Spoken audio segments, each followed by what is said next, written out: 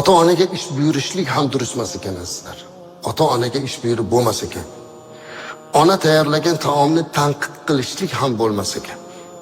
Ota-onasini g'iybat qilgan odam aniq qiyomatda olib qo'ygan farzandlar qatorida turar ekan. Ota-onadan ko'ra xotinga xizmat qilishni muqaddam qo'yish. Yo, birinchi bu, keyin ota-ona deyish kerak emas. Albatta ayolni hurmat qilish kerak, e'zozlash kerak. Bu yerda endi yigitlar juda ham mohir bo'lish kerak. Va Rasululloh alayhisolatu vasallamning bir gapi Imom Ahmad rivoyat qilgan. Yetkazib qo'ymoqchiman. Man sabrahu an yumatta lahu fi umrihi va yuzada lahu fi rizqihi falyabarra walidayhi va liyasil rahimahu. Kim umrini uzoq bo'lishini, rizqini keng bo'lishini xohlasa, ota-onasiga yaxshilik qilsin asli. Ularning duosini olsin. Eng yaxshi narsa birinchi navbatda ularga bo'lish kerak. Demak, inson eng yaxshi ko'rgan narsasini birinchi bo'lib onaga ilinish kerak. Ey birodarlar, kichkinagina 5 yashar bolangiz bir narsa yegisi kelsa, har qancha charchagan bo'lsangiz ham bozorga borib olib kelasiz. Lekin biror marta onam nimani xohlayapti deb so'ramaysiz. So'ramaysiz. Ona hech qachon aytmaydi. Yetgan taomini bolamga deydi. Onalarda bitta gapi bor. Doim qorni to'q. Alloh rahmat qilsin, men onamni eslasam yig'lagim keladi. Hamisha qorni to'q edi. Ovqat yesam, "Yo'q bolam, men to'qman" deydi. Sen ye. Bir shirin taom, meva-cheva bo'lsa ham, "Yo'q, men yeganman" deydi. Yemagan bo'ladi. Biz ham sodda, "Ha, endi shunaqa ekan" deb yeyaveribmiz.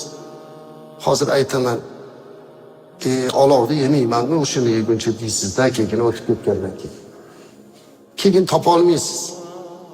O'ylab qarasangiz, onangiz o'sha narsani yemagan bo'lib chiqadi. Lekin har qancha charchab kelsangiz ham kichkinagina qizchangiz nega qand olib kelmadingiz desa, chiqib borib olib kelasiz. Biror marta bo'lsa ham onadan so'raysiz. Yoshlar o'tiribsiz. Sizlarga iltimosim, nasihatim. Bu nasihat meniki emas, shariatning nasihati azizlar. Islom nasihat.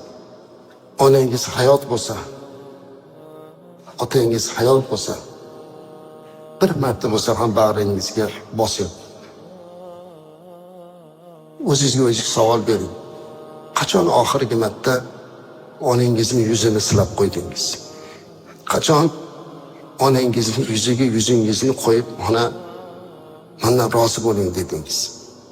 Qachon otangizning qo'lidan o'pib, "Dadajon, otajon, shuncha qiynalib boqqanmiz zamani. Kichkinagina bolamni boqishi uchun qiynalib ertamandan kechgacha yugurib yuribman. Shuncha aka-ukalarimizni boqqan bu qo'llaringiz jannatga loyiq" deb bir marta o'pib qo'ying. Ishoning, bu dunyodagi eng katta lazzatning ham lazzat. Bir kuni bir odam kelib menga aytibdi, "Domla, menga bitta duo o'rgating" deydi. "Nima duo?" desam, "Shu duoni o'qisam tushimga onam kirsin" deyaptilar. Tushimga onam kirsin, shunday sog'indimki, hech imkoniyatim yo'q. Hech bo'lmasa tushimga kirsin. Men aytdim, "Ey birodar, u duoni o'zim ham izlab yurganlardanman. Lekin tirik mahalda qaramagan ekanmiz. Bugun onangizdan xabar olganingizga qancha bo'ldi? Biling, bir xilgilar boshqa viloyatlardan kelib ishlaymiz, uzoqlarda yuramiz. Lekin hech bo'lmasa ularning holidan xabar olyapmizmi degan savol bor. Shuning uchun bugun biz yana qayta ota-onani qayta eslayapmiz azizlar. Ota-onangiz hayot bo'lsa, ularning duosini oling. Ularni bag'ringizga bosing. Dunyoda eng muattar hid onani hidi azizlar. O'tib ketgandan keyin qo'lingizga ro'moli tegib qolganda yuzingizga surkab yig'laganingizda bilasiz buni. Onamni ro'moli-ku, onamni ko'ylagi-ku deganingizda onangizning hidlari burningizga keladi. Ana o'shanda ming afsus, shunday muattar hidni men boshqa hidlarga almashtirgan ekanman deb qolamiz. Shuning uchun bugun hayot bo'lib turganda ularning duosini oling. Mabodo o'tib ketgan bo'lsa azizlar, o'ksim menda xuddi ular hayot bo'lib turgandek ularning yaqinlariga xizmat qiling. Qarindoshlaridan xabar oling va albatta haqqiga duo qiling.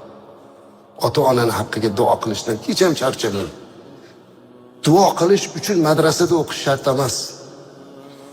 Xofiyali so'z ham shart emas. Duo yozib bering, ota-onam haqqiga deyishlik o'zi johillik. Siz nima so'ramoqchisiz? Qayerdan bilaman men? Menga ko'pchilik keladi, ota-onam uchun duo yozib bering. Ota-onangizga nimani xohlayapsiz? Ha, endi jannat bo'ldi, yozish shart emas. Siz ko'zingizga yosh olib, Allohdan tunda turib, Allohim otamni, onamni jannatga kirgizgin, gunohdan kechir deyishlik uchun bir joyda o'qishlik shart emas.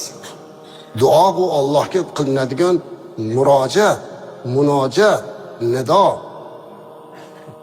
Duo qiling ota-onaga, toki ularning maqom va darajatlari baland bo'lsin.